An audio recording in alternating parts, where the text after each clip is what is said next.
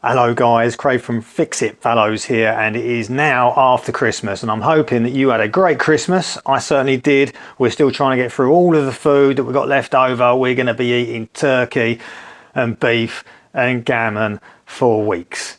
But there you go, that's Christmas. Gluttony, excellent stuff. Now, as you can see, I got this for Christmas. This is probably the best Christmas present I got. fixitfallows, apparently that's me, I'm very flattered. Fred the dog. And on the back, fixing stuff most of the time. Not bad, I'm really liking that. So thank you to Dylan and Lily, thanks guys. But it's now time to get back on with some stuff, and today it is with one of these Makita type batteries.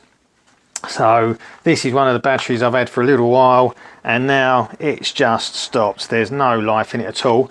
It was fully charged and it just stopped working. It didn't just sort of start like, you know, petering out, misbehaving, not old enough for charge. It's just stopped. So we're going to open it up and have a look inside. I've got a feeling some sort of contact has broken loose or something along those lines. So I'm hoping it's fixable. So let's go on with it. Right, so I'm just taking the last of the 4 screws out of the bottom. And now we can take this off, lift this off. There's the catch. There's always a spring under there, don't lose that. And there we are. So we've got the circuit board there that monitors the cells. This here is a thermal fuse, and then you've got your positive contact from the PCB going off to the start of the positive cells there, and the negatives off to there. So let's pop that out of there, and straight away I can see something going on here.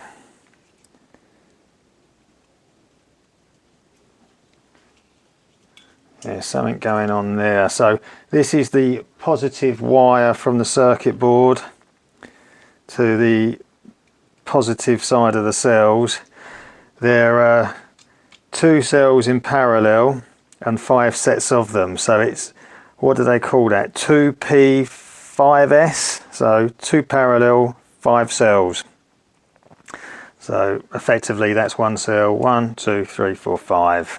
Okay, and depending on how you quote these cells are either 3.6 volts, which gives you 3.6 times 5 is 18, or you might measure them, say they're 4.2 volts, and 4.2 times 5 is 21, which is often, you see some of these Chinese sold cells sold as 21 volts.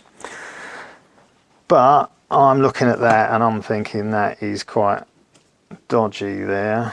So I'm just going to take out the screw from the circuit board there, just to give ourselves a little bit of leeway on some of the cables. Okay, so that just look, oh look, it's detached. Looks like it's been, yeah, it's either broken away or it wasn't a very well formed solder joint there. There's so much, God knows what that is on the surface of that cell there. And then if you bend away the back of this nickel strip, it's pretty cruddy there. So I'm thinking if I clean up that terminal and clean up that tab and we'll try and reconnect that onto there, this cell should come back to life. In fact, see, if I just press that on there really hard and now press the battery, nothing. No. Oh, bit of life then. Oh, there was, oh, there we go. So it is that. Right, let's see if we can't clean this up. Let's bend that back. Let's get something to clean that up with.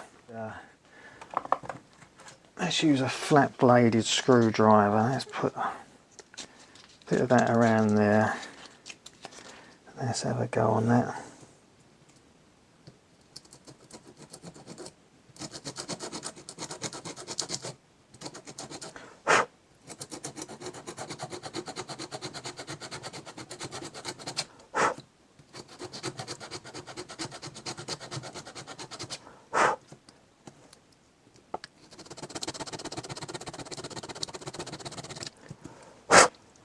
So that's cleaned it up quite well.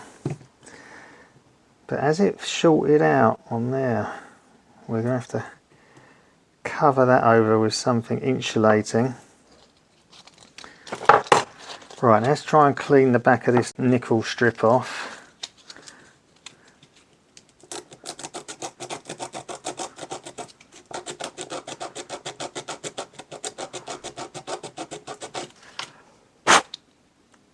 Okay, so that's that cleaned up.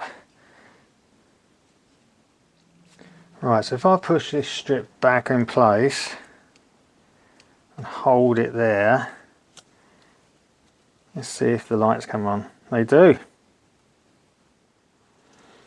Right, now then, I just got to attach that back onto there. Right, okay, so I have put some insulation underneath where this nickel strip crosses over the edge of this cell to ensure that it doesn't short out. That could have been what caused it to heat up and foul, possibly, but so anyway, new insulation under there. The nickel tab and the top of the cell being cleaned. I've just taped down everything to keep this nickel strip flush and nice and tight against the top of the cell, and I'm going to try and attempt to spot weld this nickel strip back onto the cell. And to do that, we're going to use this spot welder that I made. Let me show you. So here I have two copper pins. One goes directly to the negative side of this battery. The other copper pin is on this switch here that goes to this relay to the positive terminal. So when I press this switch, the relay is activated and the full voltage of this 12-volt battery gets sent through the cable to this copper pin, and when the two pins are touched on the nickel strips, it should effectively fuse and spot weld. That's the theory. So I'm going to be using these. These are another Christmas present that I got, and these are safety goggles that go over my reading glasses so I can actually see what I'm doing.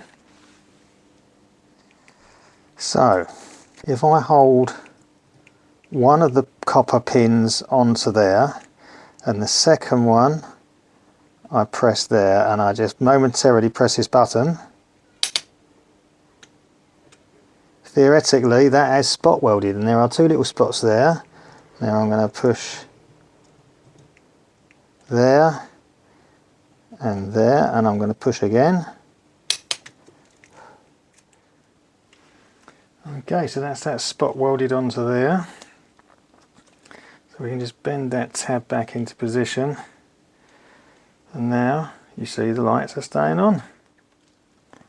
Let's screw the PCB back into position.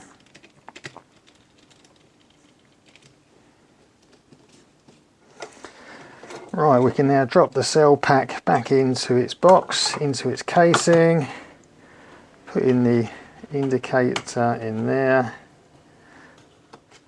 Okay, we put our spring back over that notch there, put the white clip bit in, and then offer the case back down over the top.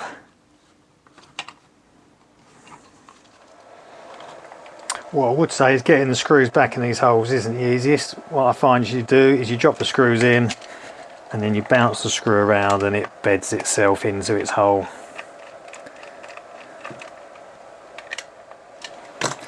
And there we are, all back together, and it's working. So we can put it in a tool. Lights working. Put it in a impact wrench. All good. Right, so there you go. There's my Makita type battery fixed for another day. As you can see, the lights are now coming on. So it was a popped joint on one of the cells, and with my makeshift home built spot welder, it's gotten me out of trouble. The spot welder worked perfectly well. I could probably do a bigger battery, a bigger 12-volt battery, to give it a little bit more oomph for a deeper weld. It remains to be seen how long this weld holds. It just felt like there wasn't quite enough penetration with this relatively small 12-volt battery that I've got. So anyway, that's that. That's all fixed. As you saw, I'm rocking my Christmas t-shirt that I got from my family. Thanks very much. I was also using throughout these eye protectors that go over the top of my spectacles.